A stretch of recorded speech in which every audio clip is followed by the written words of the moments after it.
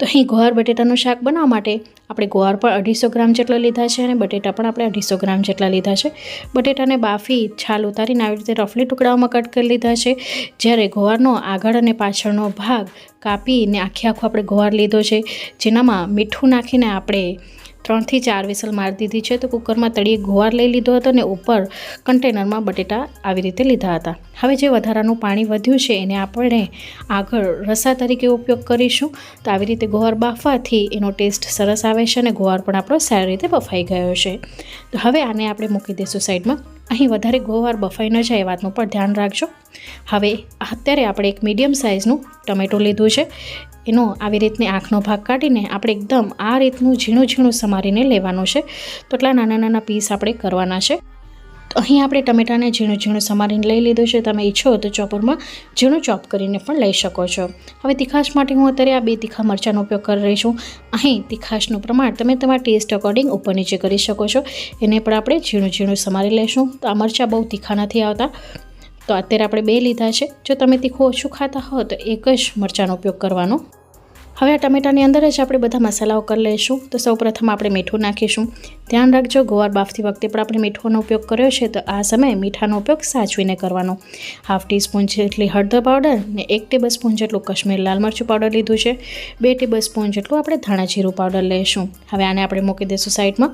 બીજી તરફ એક ખાંડી લઈ લીધી છે, જેની અંદર આપણે 20 કળી લસણની લીધી છે. જાતું અડતું મીઠું નાખીને આપણે એકદમ લીસું વાટી લેશું. તો અહીં સારી રીતે આપણે ખાંડી લીધું છે. આ રીતનું લસણ આપણે ખાંડીને લેવાનું છે. વઘાર માટે મેં અત્યારે 6 ટેબલસ્પૂન જેટલું તેલ લીધું છે. પણ જો તમે તેલ ઓછું ખાતા હો તો તેલનું પ્રમાણ ઓછું કરી શકો છો. તેલ ગરમ થઈ ગયું છે એટલે 1/2 ટીસ્પૂન જેટલી હળદર પાવડર લીધી છે. 1 ટીસ્પૂન જેટલી આપણે રાઈ ને 1/2 ટીસ્પૂન જેટલું જીરું લીધું છે. અત્યારે મેં મગફળીના તેલનો ઉપયોગ કર્યો છે. હવે ગુવાર છે એ વળે નહીં એ માટે કરીને 1/4 ટીસ્પૂન જેટલું આપણે અજમાને આવી રીતે હાથોની મદદથી ક્રશ કરીને નાખીશું. અજમો જો તમે ગુવારના શાકમાં ન ખાતા હો તો તમે આને સ્કીપ કરી શકો છો, પણ અમે પહેલેથી જ ગુવારના શાકમાં થોડોક અજમો નાખીએ છીએ, એટલા માટે મેં યુઝ કરેલો છે. સાથે હવે 2 સૂકા મરચાં નાખી દઈશું. જો તમે નોનસ્ટિક કઢાઈમાં બનાવતા હો તો આના કરતાં તમને બહુ જ ઓછા તેલની જરૂરિયાત પડશે. આ શાક છે ઘરના મોટા 4 થી 5 વ્યક્તિને થઈ જાય એટલી ક્વોન્ટિટીમાં તૈયાર થઈને આવે છે.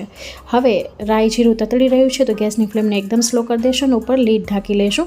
આવી રીતે કરવાથી રાઈ જીરું ફૂટીને ઉપર ઉઠતા પણ નથી અને એકદમ સારી રીતે વઘાર તતડી જાય છે, એટલે કે વઘાર આપણો કાચો રહેતો નથી. તો અહીં તમે જોઈ શકો છો કે રાઈ જીરું સારી રીતે તતડી ગયા છે. તો હવે આ સમયે આની અંદર 15 નંગ જેટલા આપણે લીમડાના પાન નાખ્યા છે. ગેસની ફ્લેમ આપણી સ્લો જ છે અને ટમેટાવાળું આપણે બધું એની અંદર નાખી દઈશું. આમ કરવાથી વઘાર આપણો બળશે પણ નહીં, મસાલાઓ આપણા બળશે નહીં, કારણ કે ટમેટાના પલ્પમાં જ્યારે મસાલા પાકશે તો કલર પણ સરસ આવશે અને મસાલા બળવાની સ્મેલ પણ નહીં આવે. તો તમે જોઈ શકો છો સરસ મજાનો કલર આવી ગયો છે. હવે આ સમયે આની અંદર 3 થી 4 ટેબલસ્પૂન જેટલી બારીક સમારેલી કોથમીર નાખીશું. સાથે આપણે જે ખાંડીને લસણ તૈયાર કરેલું હતું એ નાખી દઈશું.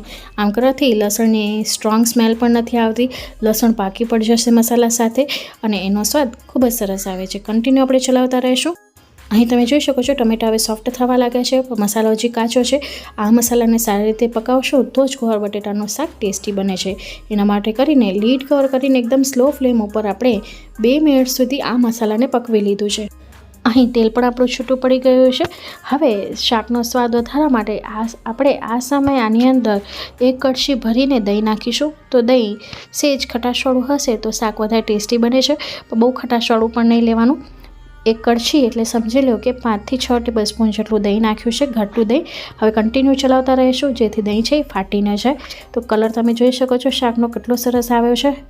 આ શાક છે એ રોટલી કે ભાત સાથે ચોળીને ખાવાની ખૂબ જ મજા પડે છે. ખૂબ જ ટેસ્ટી શાક બને છે. હવે ગેસની ફ્લેમને સેજ મેં મીડિયમ કરી લીધી છે અને કન્ટિન્યુ આપણે આવી રીતે ચલાવતા રહીશું જેથી દહીં છે આપણું ફાટી ન જાય.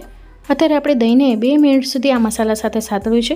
2 મિનિટ પછી તમે જોઈ શકો છો કે દહીંનું પાણી છે એ બધું બળી ગયું છે, મસાલાનો કલર પણ સરસ છૂટી ગયો છે અને તેલ પણ છૂટું પડવા માંડ્યું છે. તો હવે આ સમયે આની અંદર આપણે જે બાફીને ગુવાર રાખ્યો તો સૌથી પહેલાં એ નાખી દઈશું અને સારી રીતે મિક્સ કરી લઈશું. મિક્સ કરતી વખતે હળવા હાથનો ઉપયોગ કરવાનો, જેથી ગુવાર છે ભાંગી ન જાય, કારણ કે આપણે બાફીને લીધો છે. તો જો બહુ જોર દઈને ચલાવશો તો ગુવાર છે એ ઘીચો વળી જાય છે, જે ખાતી વખતે બિલકુલ પણ સારો નથી લાગતો. એકવાર ગુવાર સારી રીતે મિક્સ કરી લીધા બાદ આપણે બટેટા નાખી દેવાના છે અને બટેટાને પણ આપણે હળવા હાથે આવી રીતે મિક્સ કરી લઈશું, જેથી બધો મસાલો છે એ આખા શાકમાં સારી રીતે કોટ થઈ જાય. અગર જો તમને ગુવાર બટેટાનું શાક એકદમ કોરું ભાવતું હોય તો તમે આ સમયે આના ઉપર કોથમીર નાખીને પણ આને સર્વ કરી શકો છો. આપણે આ શાક થોડું ગ્રેવીવાળું કરવાના છીએ, જેથી રોટલી કે રોટલા કે ભાત સાથે જોડીને ખાતી વખતે ગળામાં ડચુરો ન વળે. તો જે ગુવાર બાફતી વખતે પાણી આપણું વધેલું હતું એને આપણે નહીં ફેંકીએ અને એનો ઉપયોગ આપણે આ સમયે કરીશું. તો થોડું પાણી નાખીશું અને એને ચલાવીશું.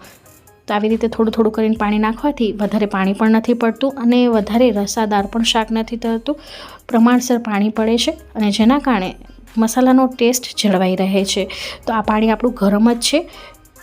જો આ પાણી ગરમ ન હોય તો તમારે પહેલાં પાણીને ગરમ કરી લેવાનું. ક્યારે પણ કોઈ પણ શાકમાં ઠંડા પાણીનો ઉપયોગ નહીં કરવાનો, કારણ કે એનો ઠંડા પાણીનો ઉપયોગ કરવાથી ટેમ્પરેચર ડાઉન થઈ જાય છે, જેના કારણે શાકનો ટેસ્ટ છે એ બદલી જાય છે. તો આપણે ધીરે ધીરે કરીને લગભગ અડધા ગ્લાસ જેટલું આના અંદર પાણી નાખી દીધું છે ટોટલ. તો હવે તે થોડું નાખતી જાઉં છું અને અમને જેટલું શાકમાં ગ્રેવી પસંદ છે એ પ્રમાણે મેં પાણી નાખ્યું છે. હવે ઉપરથી આવી રીતે કોથમીર નાખી દઈશું. ગેસની ફ્લેમ એકદમ સ્લો કરી દીધી છે અને લીડ કવર કરીને આપણે 2 મિનિટ સુધી આને સીજવા દઈશું. આવી રીતે કરવાથી ગુવાર બટેટાના શાકમાં તમે જોઈ શકો છો તેલ પણ છૂટું પડવા માંડ્યું છે અને મસાલા છે એ અંદર સુધી ચડી જાય છે. એટલે ખાતી વખતે ગુવાર બટેટાનું શાક ફીકું નથી લાગતું, મસાલાનો ટેસ્ટ અંદર સુધી જતો રહે છે. તો હવે આ શાક તૈયાર છે પીરસવા માટે. તો આ શાકને તમે રોટલી, રોટલા કે ભાત સાથે જોડીને આરામથી ખાઈ શકો છો.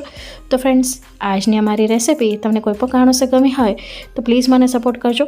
મને સપોર્ટ કરવા માટે તમે મારા વિડીયોને લાઇક, શેર, ચેનલને સબસ્ક્રાઈબ કરી શકો છો. બાજુમાં આપેલી બેલ બટનને દબાવીને ઓલનું નોટિફિકેશન દબાવજો, જેથી મારા આવનારા વિડીયોઝની નોટિફિકેશન તમને મળતી રહે. હું ફરી મળીશ હજી એક આવી જ નવી રેસિપી સાથે.